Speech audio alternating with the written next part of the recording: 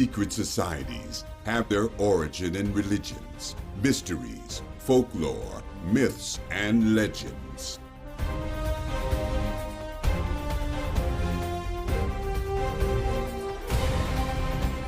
They very often created them, and in each of these tales can be found the ultimate truths of the secret societies of the world.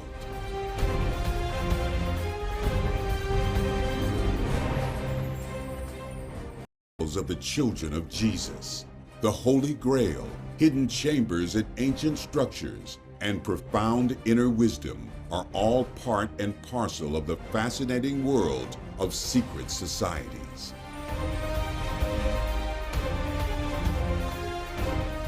It is a world of the occult. It is hidden right before our very eyes, and all we need is new sight.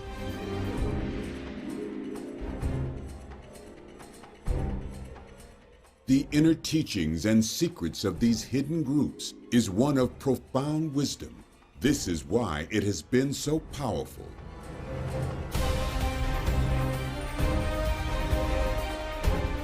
It is time to walk the path of the initiate and discover the ultimate sacred hidden truths for ourselves.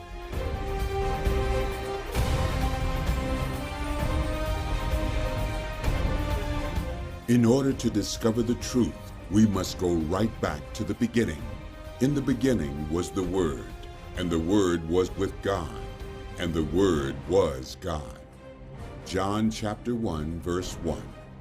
These infamous words taken from the Gospel of John are full of magic and mystery. This is just how religious texts should be. They should cause a moment of thought. They ought to make us reflect. This statement is one of the keys to understanding the core of secret societies.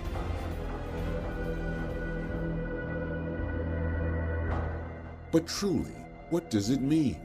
Well, because the world of secret societies is a land of the metaphysical, we too shall have to embark upon a journey into the unknown.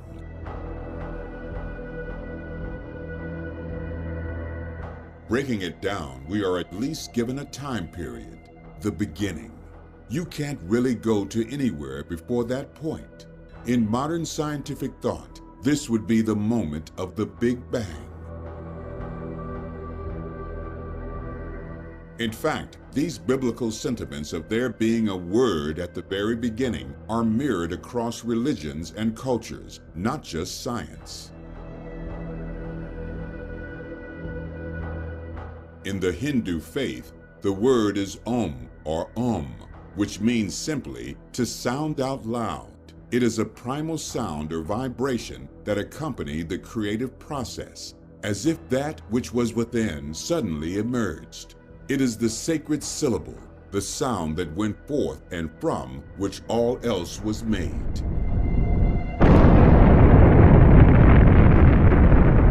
Humans often make this sacred sound as if they were joining with the Creator. And in fact, one of the meanings behind is the principle that it creates or recreates unity between all things.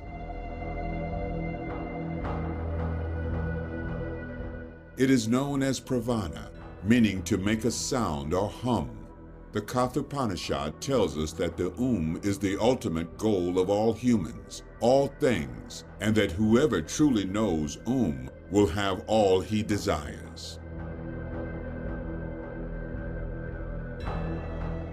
This is the core of the teachings at the very heart of ancient secret societies. The sounds were incredibly important, for they touched the soul of man.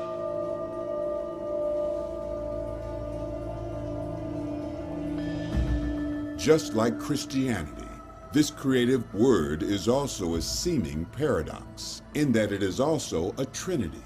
The three elements of the magical creative principle give us creation or Brahma, preservation or Vishnu, and destruction or Shiva.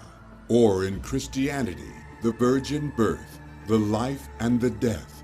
As in Hinduism, we start all over again with creation or resurrection. This divine and sacred principle is mirrored in the acts of the initiate who joins the secret society.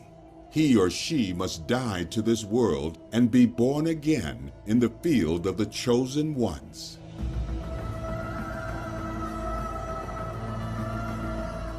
To science, the word would be the energy catalyst that set the thing in motion, the spark.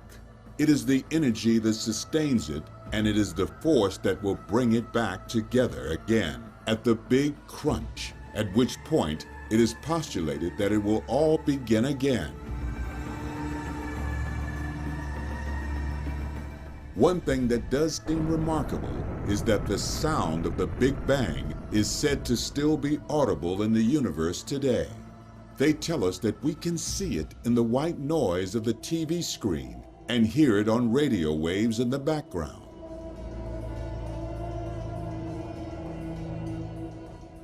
It is the idea that this sound of the Creator can be experienced by the adept that beckons the initiate.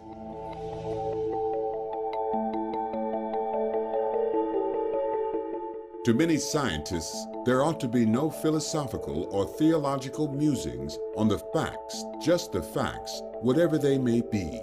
And yet, even those supposedly cold, analytical minds chew the fat on the question of who planted the dynamite.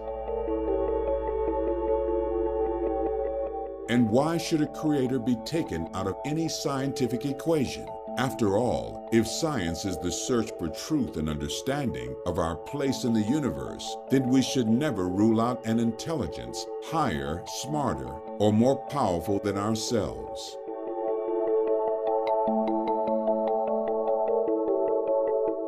The unfortunate thing is that the current facts don't help us in deciding whether there was a creator or not. Real evidence would be as clear as black or white, and it isn't there at present.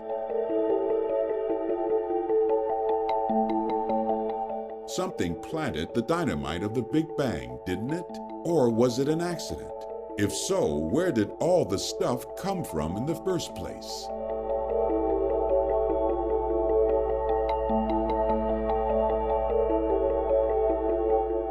The questions have still not been satisfactorily answered by scientists because they simply don't have the answers. And yet, just because we have questions does not necessarily mean they are nor should be answers.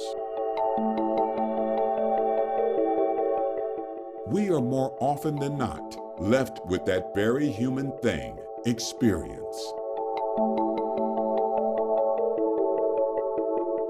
It is the feeling, emotion, and connection to something that forces the mind of the individual to come to an acceptance that he is not alone and is in fact united to something much bigger than himself.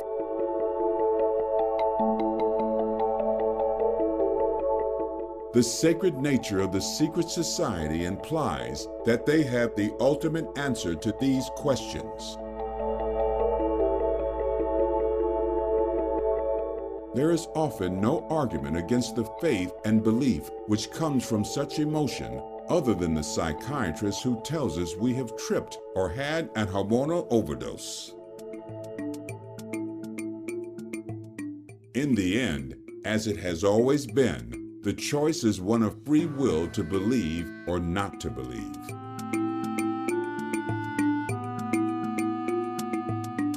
So, moving on from the beginning, we find that this peculiar thing called a word was there at the beginning, that it was with God because it was God. So God is a word. So what is a word? Well, in the actual proper translation of the original Greek, we discover that it means saying. It comes from the Greek word logos, 500 years before Christ. Heraclitus said that logos was the source and fundamental order of the cosmos. All existence and the creative spark itself was the logos, something that Islam holds to. It also means the inward intention of action, the moment before we actually speak. It is the impulse, the energy thought made real. It is incredibly powerful, and it is the secret word of the ancient occult societies. Words such as logo and logic are derived from this small word, revealing the spark it has itself created. A logo is a symbolic device used to represent a meaning. It spells out for those who recognize it what is the intention of the owner. It is a symbol, and it is more powerful than any words.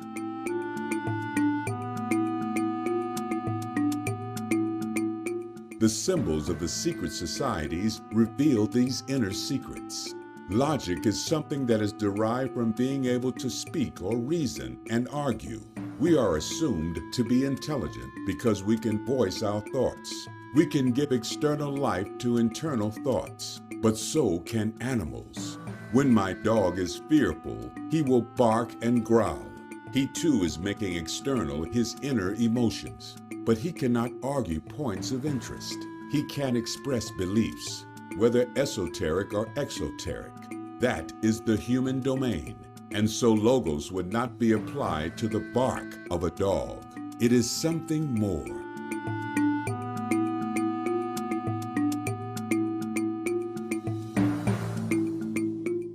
So, whatever this word was in the beginning, it was conscious, thoughtful, and gave voice to his inward musings. It created something by externalizing inner thoughts. In fact, we are all gods in this respect, because every time we speak, we are using the very same energy which came from the Big Bang.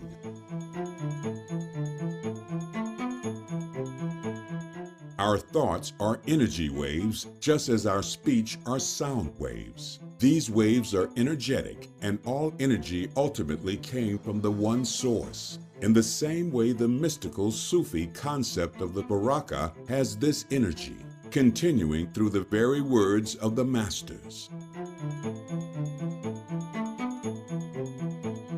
Each Sufi master will pass on his teachings to the next generation until the end of time. They believe that the Baraka is the word of the divine, and that only through their own balance and wisdom will they be able to continue the process.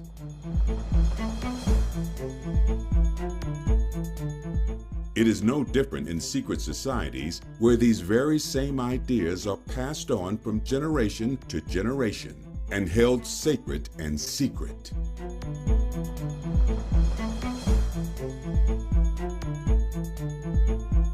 There is immense power in the words we use. We can lift somebody up out of misery, or we can strike them down into the gloom of depression, just by letting them know what we think of them.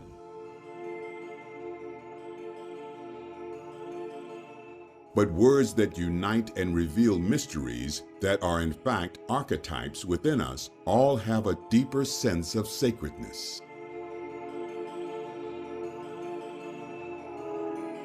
The Hindu would call this the Atman in each of us. The Atman is the soul that rests within each and every one of us.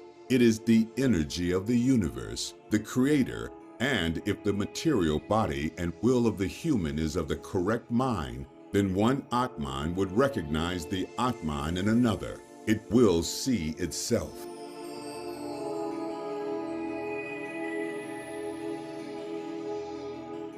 The Atman is the soul which recognizes the Atman of all existence. It is the part of the whole and yet the whole itself.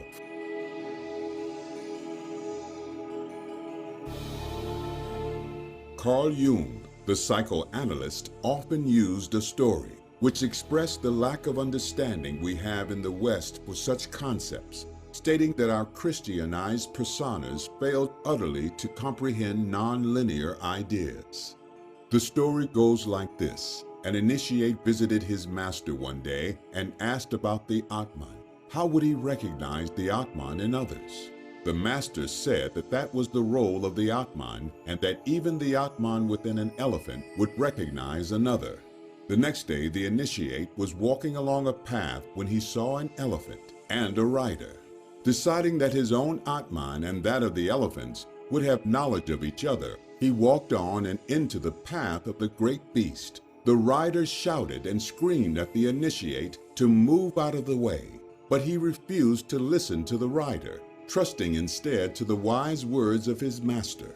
The elephant also refused to move and lifted the initiate into the air with his trunk and threw him some distance. The initiate, bruised and shocked, went to see his master the following day and complained bitterly. The master simply stated, "You failed to listen to the rider. He too was the Atman, as do all things."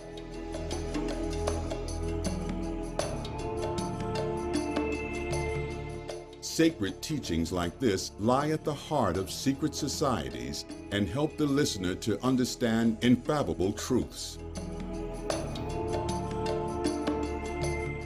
Because of the mindset of the West, we have to deal with everyone in a box-like, linear fashion, not understanding symbolism and parable for what they very often are, deep truths. Instead, we break the world apart and reduce it down to constituent parts, and then we can no longer see the whole, the Atman.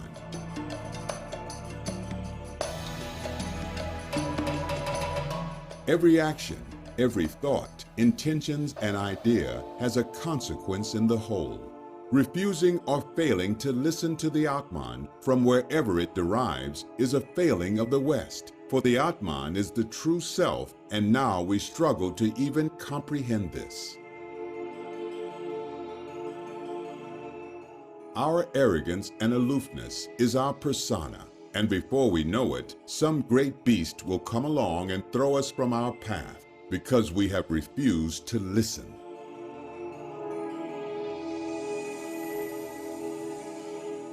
In the West, we would say that we were on the same wavelength, tuned into each other. The Atman is no different to the word in as much as it is the energy, the the creator. The word is also the breath of God, and so too Atman means breath. Of course, the Atman is also the true self, for we are all from one.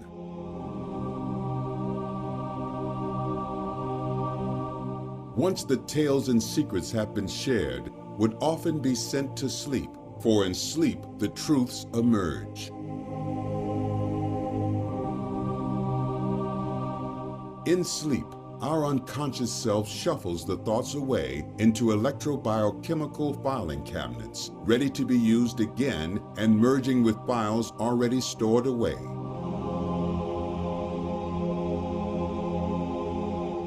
It is an incredible electric sorting system, and yet we are not fully in control of where the files are stored, for we are unconscious of the act. The filing is left to nature. It is the that controls our inner and true self, for our true inner self is the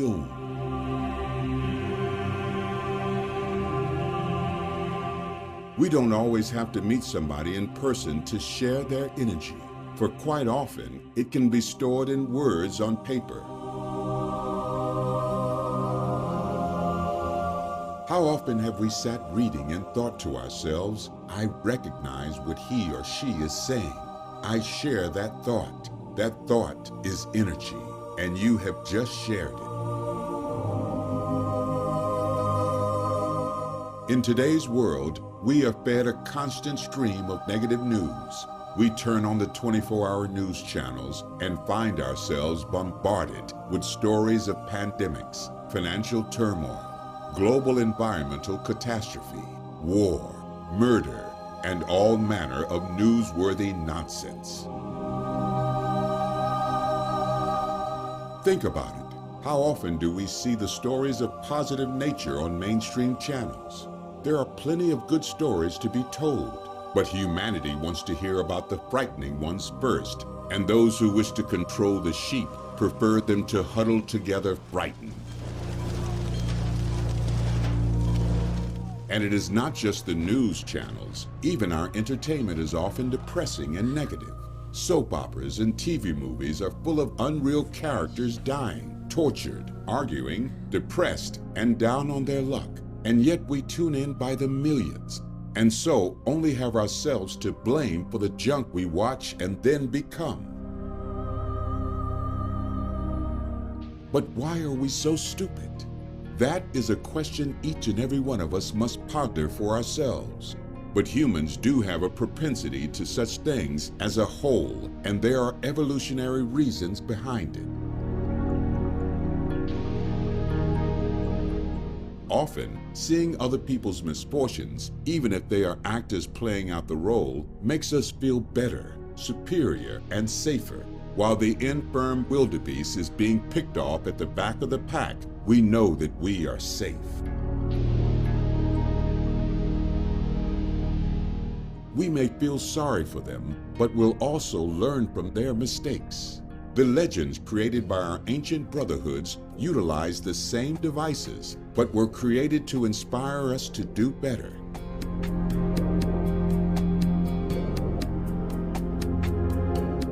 So, our input is more often than not dark and gloomy, but it makes us feel on the whole a little safer. For those of us who need a stimulant, we can always read some wise and uplifting poetry and move forward. In both cases, it is the energy from all around us that is helping us to survive. We are not islands distanced from our neighbors by a void. We are connected to them in ways we don't even realize. The energy or sound wave from the words from the TV set are influencing our minds. We read. It is via the waves of light that we see the black shapes. We then convert those shapes into letters and words, and then we reason through what we have just processed.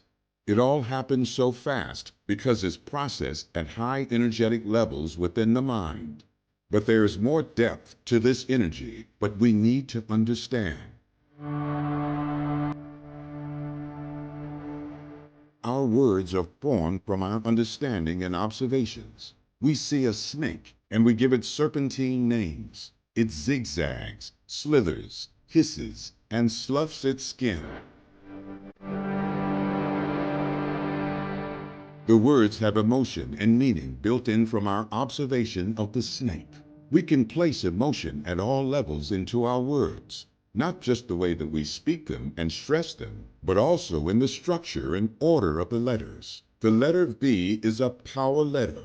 Vindictive, vindicate, vengeance, venomous, victory, vile, virulent, virus are just a few of the words starting with V to add power to them.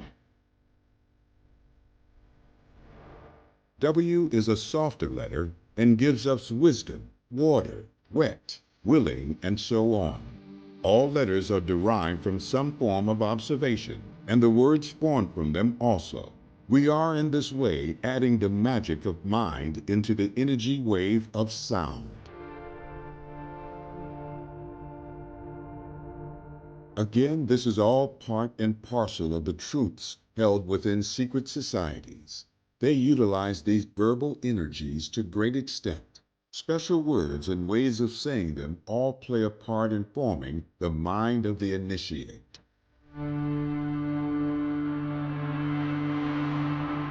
We add in our spiritual thoughts too. Our deities are often manifestations of light because the sun guides our way and gives us life. We wake in the sunlight and disappear into the darkness of the dream state at night. Allah is derived from Ile, meaning to shine, and so many others such as Elohim, Michael, and Gabriel all include the Ele or El for shining. The English word the is a descriptive term added into English and resolves back to light or God. The Latin is Elle for that and contains Ille for light. God is the most powerful thing, and using the is claiming it for God or Theo or the true self we know to be the Atman or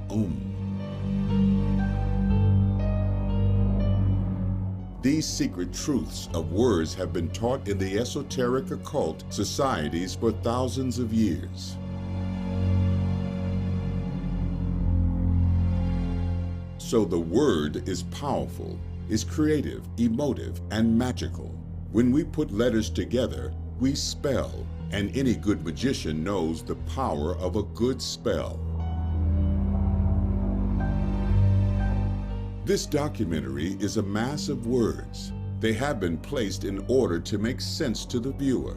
They are converted thoughts and observations. In so doing, and depending upon the skill of the writer, we can make them more or less powerful. But they all started somewhere a long time ago in the mists of time.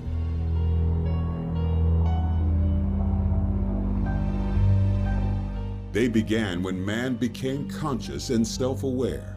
Suddenly, he saw the magnificence of the world around him. He looked up and saw light and dark. He looked around and saw diversity.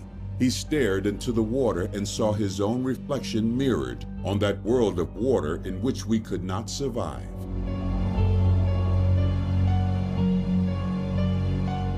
He started to reason and order, to rip nature apart with reductionism. He named things from his observations, and in doing so, he believed he was master over it.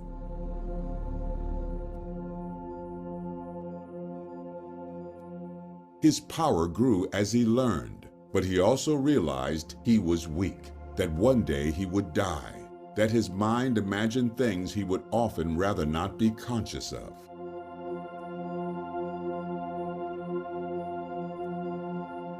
The imagination is one of the most powerful evolutionary tools we have become conscious of. It reveals the true magical power, for it contains the word image.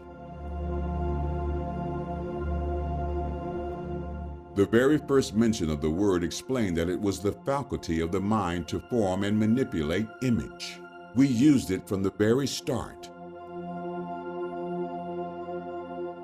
We wondered about what would happen if we chipped the flint into a specific shape and how we could use it to skin an animal or kill a man.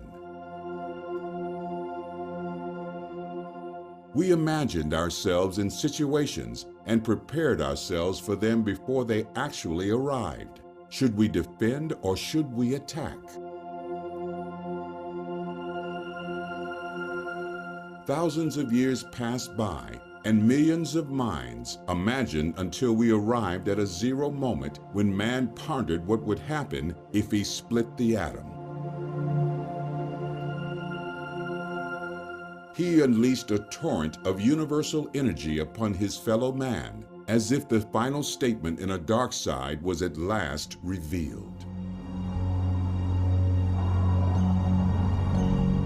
Always there was two sides, almost free energy and mass destruction as a bonus.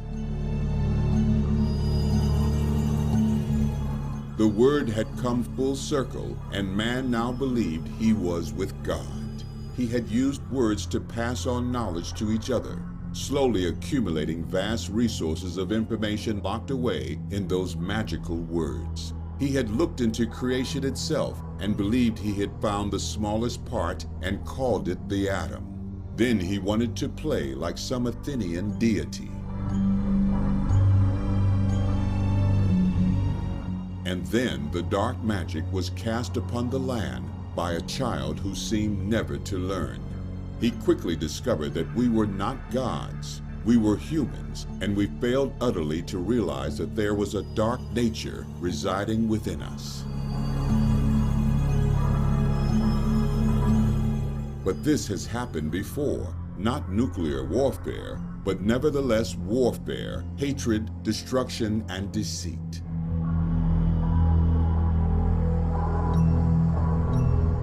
Man, using the word, has revealed himself, warts and all, to each other. He has collected great libraries and then burned them to the ground for power. He formulated religions based on sacred concepts, then burned his opponents at the stake. He invented clever transport systems and proceeded to poison the atmosphere. He has created a world mind with the internet and then turned it into a reservoir for porn and bomb making. It seems that no matter where we have turned with this power of the word, we have always taken ourselves along. And yet, throughout all of this, the golden thread of wisdom has been maintained within the center of the secret societies. The words, energy, and fabled actions of past times and peoples remains at the heart awaiting the initiate to become an adept. All is not lost. Along the way, there have been those who have understood the true nature of man. We seem to think that today, in the 21st century, we are at some kind of pinnacle, that this date or that date will bring a great enlightenment for the world of humanity because we are that close. Others, of course, believe only the dark side and see a catastrophe. There is nothing new under the sun, and almost every age has predicted such things. There have been masters of the mind and word, and a great many of them have been members of the secret societies of the world. There have been people who have seen clearly the sacred ratios of existence and the power of the imagination. We remember some, but even more have disappeared into obscurity, for not all masters wish to be written into the pages of history to become mere words.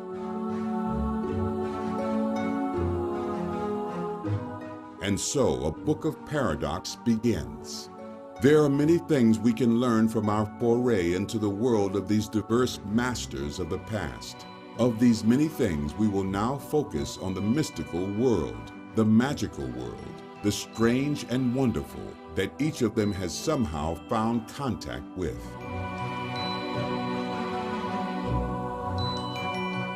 For it is within magic that the deepest secrets shall be found. We need not pinpoint which secret society held those beliefs because they all did. It is a constant stream flowing through them all. Magic is the belief that the material universe is only a very minor part of reality, and that in fact it includes many other planes of existence and even consciousness. In the same way we possess consciousness and unconsciousness, both of which have their own concepts of reality. So too the universe mirrors this and more, also in the same way that we cannot access the unconscious realm of our own mind. We simply access the other realities of the universe, unless of course there is a way. And that is the realm of magic, being able to find ways of accessing other realities and affect our own.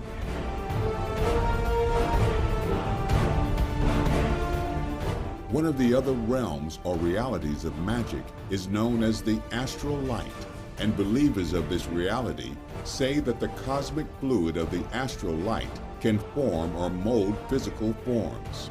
The force that can do this is said to be human thought, human willpower. The human being existing in the microcosm can, once it understands, affect the microcosm. The small can affect the large. We can set in motion an action into a level of reality and cause an effect in the greater reality. And all of this through the use of the sacred energy or word. All of this can sound quite potty to the mind that is not used to such concepts, and like the hand of a clock, we need to adjust our position a moment at a time in order to understand that time and things change. Understanding this magical ability of the human being takes some effort, and indeed, it has taken men lifetimes to come to terms with or blow away. In essence, man discovers that he is in fact God in almost every sense of the word. To the growing elite and occult brotherhoods, magic was truly powerful. One famous 19th century and early 20th century occultist was Gerard Oncos, otherwise known as Pappus. He founded the modern group known as the Martinists, based upon 18th century Martinist order, a kind of New Age Christian sect. He claimed that magic was really scientific, carrying out experiments on powers and energies that were little understood at the time. He stated that magic was dangerous and that the three main principles were required in its operation, namely the willpower of the individual, the actual material basis or tools, and the actual force upon which the mind or will operates and affects a change in the material. This was a period seeing the rise in scientific thought, overpowering religious or spiritual and Martinist, and others such as the Rosicrucians saw a middle ground. This force, which science would discover, was known to the Jews as the Od, the astral light to others, and the magnetic fluid to yet more. It was a natural composite agent, a fluid force that Eliphas Levi said would receive the vibrations of the will via meditation.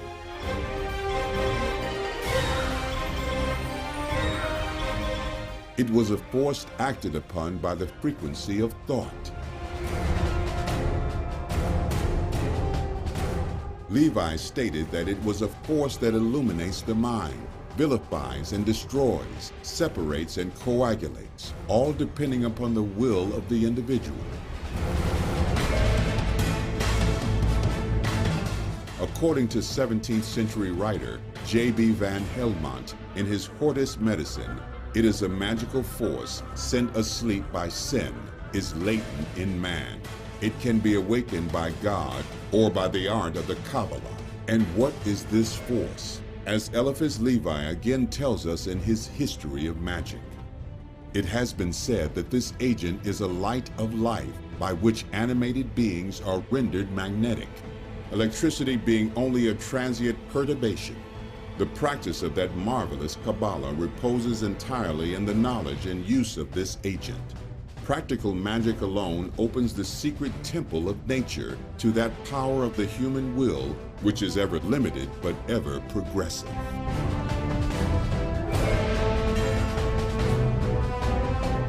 The world of the invasive dark world of magic was putting a strain on the upright Christian ethics prevalent in the West, and many openly fought its influence. In The Black Mass from 1924, J. Bricard, we find the following statement. Today, when our society is invaded by the eroticism of the Middle Ages sorcery, the words Black Mass has lost their primitive meaning. The mystic element weakening, sadism and sensualism alone remained, degenerating these last years into vulgar orgy, so-called revival of pagan ceremonies, accompanied by lewd scenes, excited by the rhythm of libidinous poetry and the intoxication of oriental perfumes. In short, we are told that the frenzies of the sexual rites associated with the rising of these so-called powerful occult forces was vulgar to the Christian West. We are told that the literary groups, such as those of the Bloomsbury sect or Black Mass, were full of adherents to the occult. They were also joined by people such as Conan Doyle, Ian Fleming, Bram Stoker, and H.G. Wells.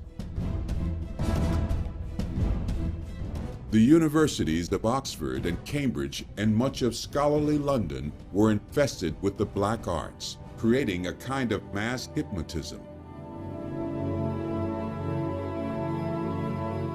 Emerging from these groups, we find such people as Aleister Crowley, creating his own occult groups and influencing a great many writers thereafter. They recognized a deeper inner wisdom that they claimed in some way connected them to the universe or God. This inner wisdom is at the heart of the world's religions and secret societies, and often due to the oppression by the Orthodox Church, this mystical element of our psyche has been forced underground. This underground stream has occasionally surfaced throughout time, and we can see from these trickles that the elements of truth were in fact widespread and ancient. This water of wisdom has in fact given life to the plants that have grown on the surface, and sometimes even great trees have emerged and have refused to be chopped down by intolerance or bigotry. These trees are great mysteries we know today, such as the Holy Grail, Great Pyramid, and Ark of the Covenant. If we grasp these growths firmly and pull hard enough, we uproot the hidden secrets that first gave life to them. One of these roots was to branch off into Islam, and it would reveal a mystical world that was connected so firmly and so obviously to the main trunk that almost everyone had missed the connection. This root had a name, Baraka.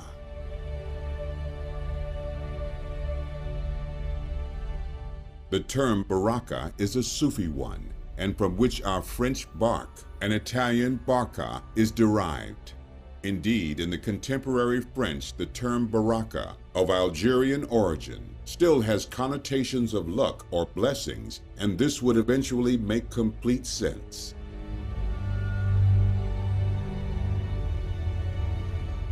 The ancient Egyptians believed that everyone was a unique individual. The people were said to have two distinct parts, the Ba and the Ka. These are not simple concepts and have in fact baffled and amused Egyptologists for over 200 years. But we need to break them down, for within the names of these two human domains attributed by our Egyptian ancestors lies the truth of the term Baraka.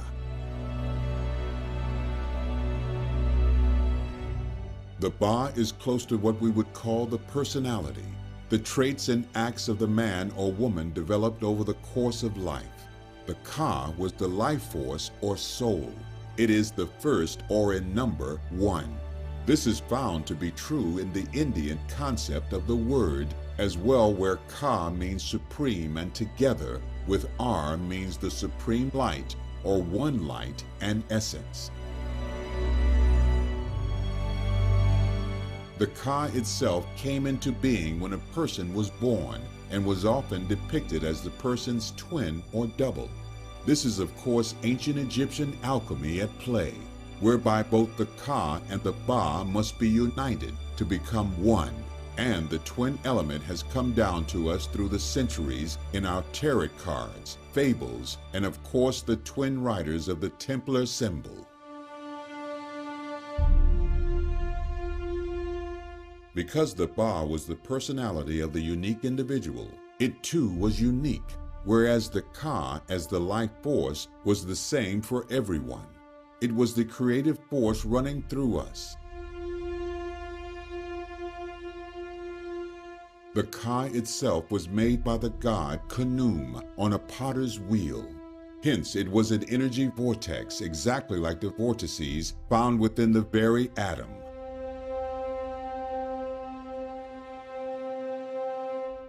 This energy is required for life and is also raised by the effects of the processes in the mind in raising enlightenment.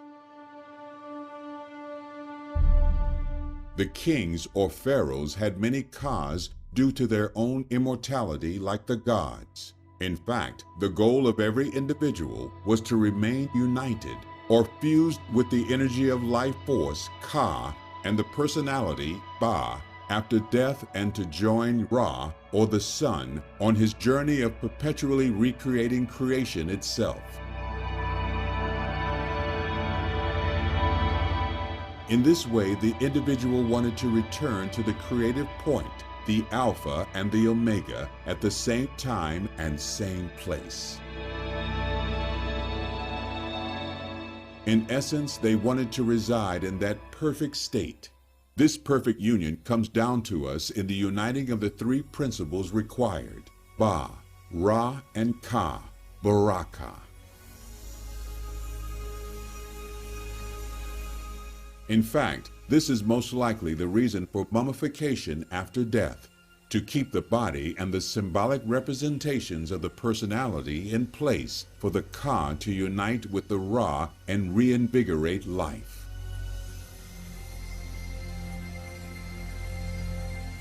Should the body rot away, the coffin and in fact the very death shrouds or bands of cloth would act as the spare body. Now we're beginning to see the value of the shroud of Christ as the body of Jesus joined his Father, leaving behind his personality infused with the energy of his Ka. It is itself a Baraka or ark.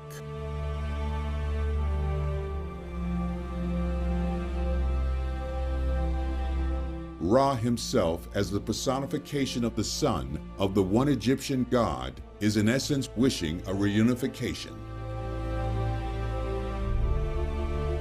This is described as the greatest of mysteries by the ancient Egyptians, and it occurs at precisely midnight, the middle hour, the in-between state. A great many rituals of ancient and modern secret societies must be enacted at this time.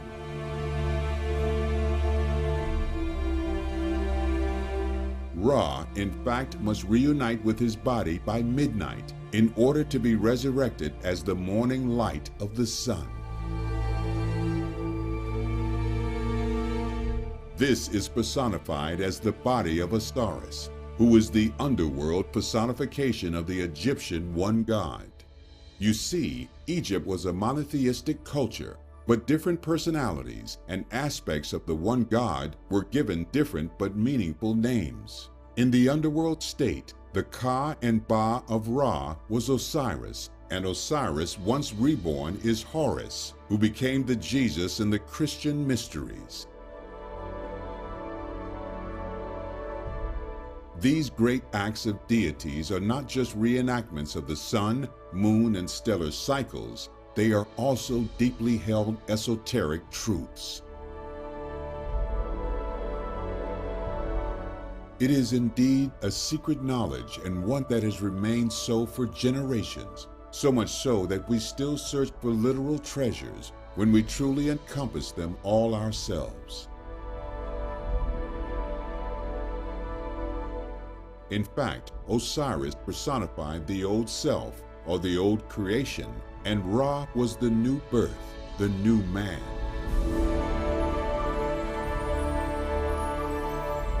Just like medieval alchemy, creation was made from a mixture and through transformation.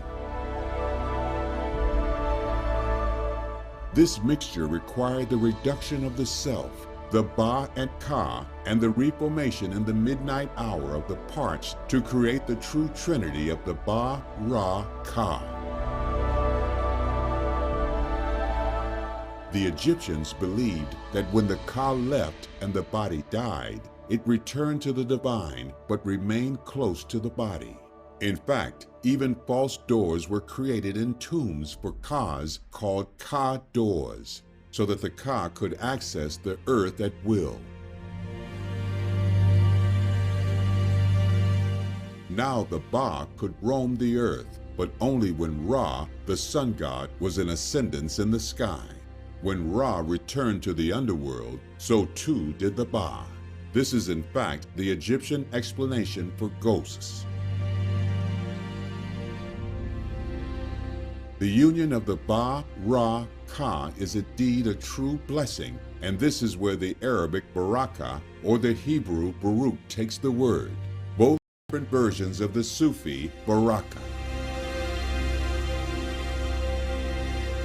Blessing, of course, is now an English word derived from the Old English bletzian, meaning to sprinkle with blood. being derived from the blood rites called blots, and from where we get the term to blot out one's sins. The blot rite is Old English or Old Norse and is even followed today by modern pagans or heathens. The origins of the rites are supposedly lost, but the term means sacrifice or feast. The term blata means to worship or to sacrifice. Indeed, in the Hakana saga Goa from Heimskringla, Snorri describes how at these blots, blood was sprinkled on the altar and temple walls, just as they were in Egypt and indeed the Jewish temple. In fact, there also appears to be an extrovert use of the term for fusion.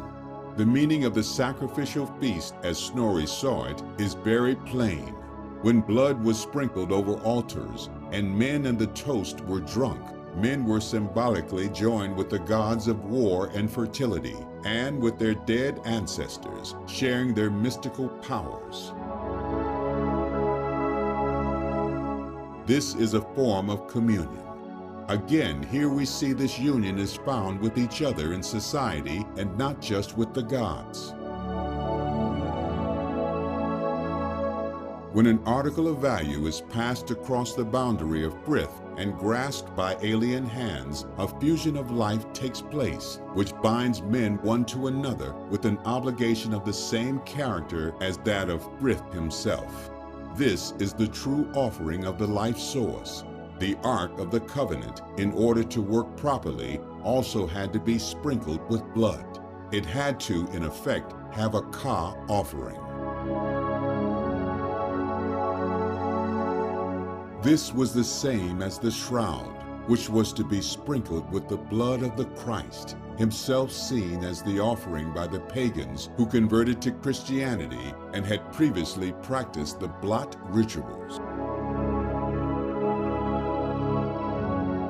The blessing then, seen here to be entirely related to the term Baraka, is to infuse something with holiness or divine will, which is also another word for ka. The blessing has always been officially given by the priest of the Orthodox Church, and so is the same as the Baraka of the Sufis, a blessing or word of will passed from the master to pupil. Of course, for the Sufi, the term Baraka was symbolized by a boat, and itself became fused with the symbol of the dove. The dove itself was the Christian and Gnostic symbol of the Word or Spirit of the Lord, and hence it was the Baraka. The later Gnostic Christian heretics, the Cathars, took this symbol and with their own links within Islam, fused the two devices together.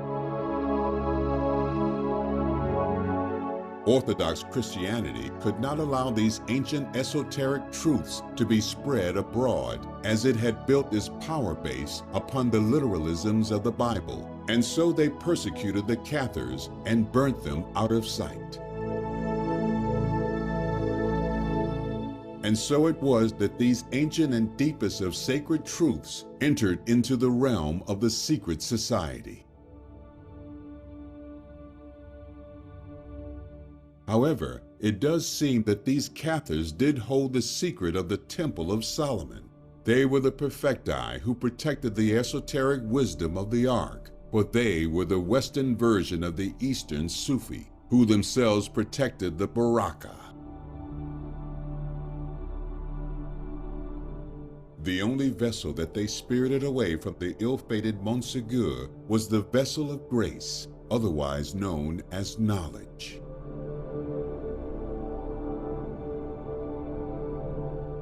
In essence, the term Baraka is an original term for ark and is thought by many to be derived from the ancient Egyptian boat. The Sufis have often been said to have originated, or at the very least to have origins in Egypt, and so having some knowledge of Sufism, we must embark upon a journey into the term, knowing full well that what lay before us is an often contradictory and argumentative subject matter. Sufism, for those who may never have heard the term, is called the way to the heart, which of course means the center. It is the way of the pure, as Sufi may derive also from the word sada, meaning cleanliness or pure. Another viewpoint has the word being derived from the Arabic word for wool, suf, thus implying the cloak worn by the Sufi, or the fact that every Sufi was seen to be a shepherd. It may also come from the Ashab al-Sufa, meaning companions of the veranda or people of the veranda. The veranda spoken of is the one on the Prophet Muhammad's mosque, and these people of the veranda were said to spend their days in prayer and meditation during the Prophet's lifetime. These special adherents were from many lands, including Persia, Ethiopia, Egypt, and even Rome, bringing a great many diverse beliefs and interests with them.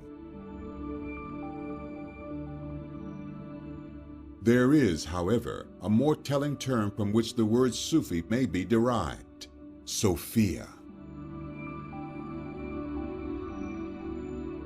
This concept of wisdom, spoken of again and again in esoteric literature, and which has come down to us today via all manner of faiths and creeds, even into secret societies such as the Freemasons.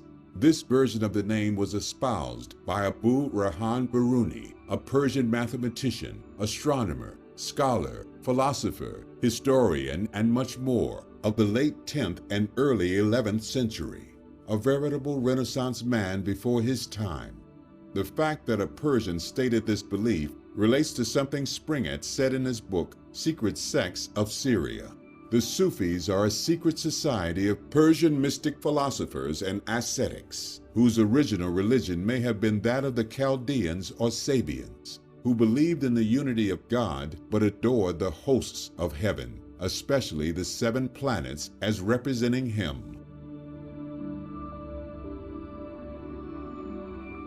Whatever the true origin of the word Sufi, it cannot easily be summed up in just a few words due to its mystical mix.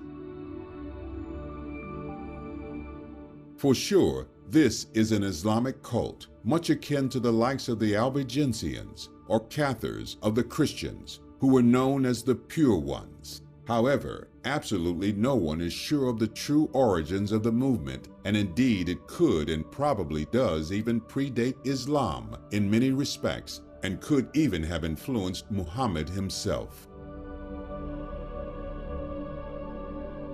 Sufism, then, is this mystical side of Islam continued, and this is why it's so important to the Sufis to keep this Baraka, this continuance, so strong, because the base instincts of man will steal the truth and turn it to profit and gain.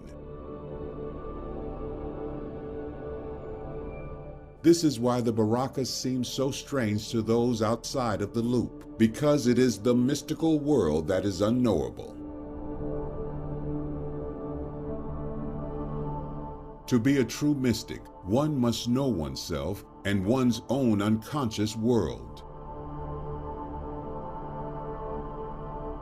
Not everyone has the will and time to do this, and others can do it as if by accident.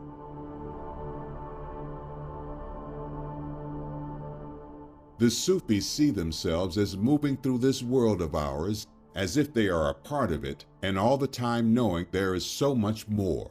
They feel at times the divine presence and yet look upon mankind with an eye of mercy. At least that's the story. To them, each one of us has a spirit of Ruh, which originates from Alam, a creation of the divine light itself. The food of the spirit is therefore more light, and not that of the external sun, but the inner sun of Allah. To mirror and reflect the wisdom of the light is all that can be asked. To be like the moon, and we all know the crescent moon is a symbol of Islam. The one who truly reflects this light of Allah does not take the light away from Allah, but instead glorifies His name. The one who does this can give divine blessings via the Baraka. The Baraka is therefore not himself, but the light and wisdom and power of God. One becomes the crescent moon, the ark.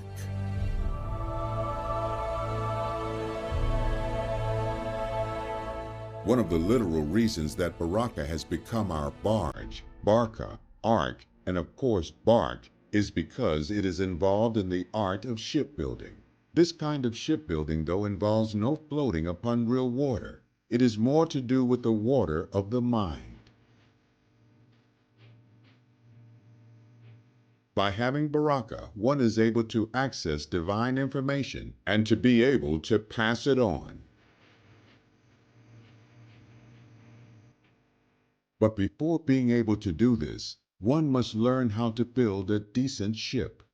In some Muslim traditions, if the Baraka is strong, then when the wise Sufi dies, it will remain with the non-decaying body and may even transport wisdom to his successors.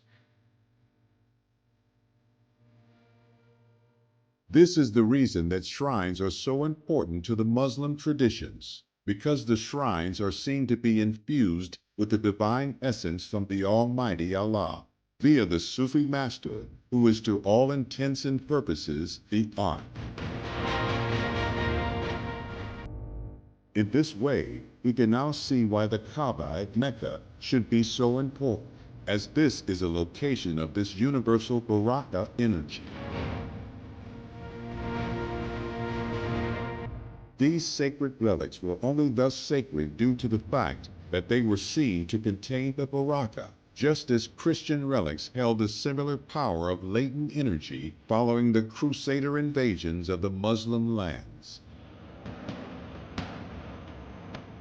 It became therefore spiritually important and esoterically aligned for the Father to pass down these Baraka-filled items, thus continuing the process of Baraka through the ages, physically as well as esoterically.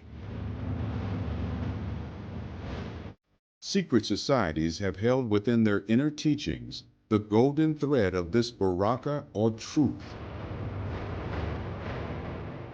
It is the deepest of secrets, and it takes a rebirth of the mind in order to comprehend the reality of the meaning. In the end, it is the Word, the energy of the divine, that must come full circle and find itself given new life within the mind of the adept.